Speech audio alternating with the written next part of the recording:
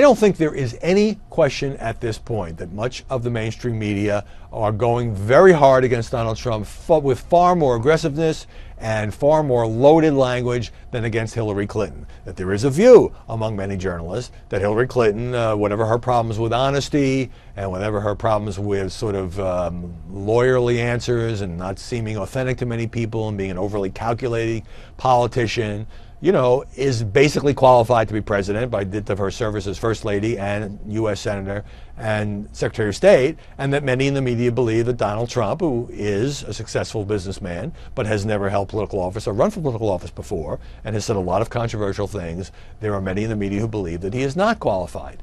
That, I think, is coming to the fore in this campaign. And Donald Trump, of course, now just blatantly accusing the mainstream media not just of being unfair to him, but actually of tilting the election, helping to rig this election, in his words. So a brief but powerful email from Paula H. in the state of Texas.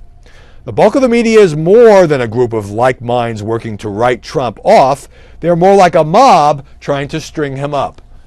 Well, that's a pretty powerful image. I don't think I would go as far as to say that the media are a lynch mob. But I can understand how some Trump supporters might feel that way, because, you know, any day you turn on cable news, you look at the front pages of major newspapers, you look at a lot of websites, and it's Trump, Trump, Trump, Trump, Trump. Most of those stories negative, not all. And then a couple of Hillary stories. Oh, by the way, there's a story here about WikiLeaks. Oh, by the way, there's a story here about something that Hillary said or did, or somebody in her campaign said or did. There's a huge imbalance in terms of the volume, and I believe in terms of the tone.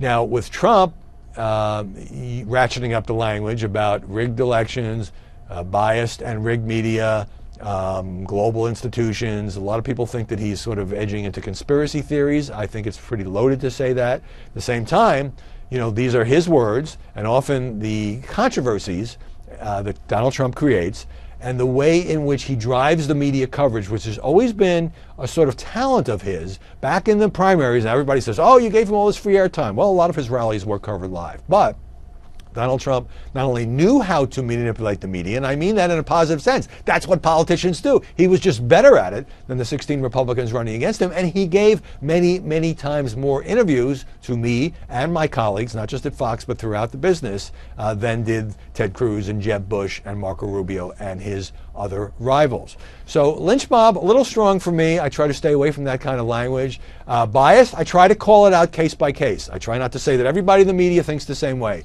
that everybody in the media is unfair to Trump. There are lots of reporters, some of whom Donald Trump talks to, who try very hard to be fair. There are plenty of others who you watch them on Twitter and you can tell that they can't stand Trump. And there are others who are holding Hillary Clinton accountable. It was the New York Times, after all, that broke the story about the private email server. But I'd have a hard time saying right now that the aggressiveness toward Hillary Clinton in the final weeks of this campaign is anything approaching the kind of, I don't want to call it coordinated, but the kind of concerted effort that many in the press now bring to the polite way of putting it would be holding Donald Trump accountable, but it really is trying to badger Donald Trump and trying to maybe expose him for what many journalists, pundits, commentators, prognosticators believe is unfit for the presidency. That's not our job. Opinion people can say whatever they want. The journalist should report the facts, whether they're favorable or unfavorable to Trump or Clinton,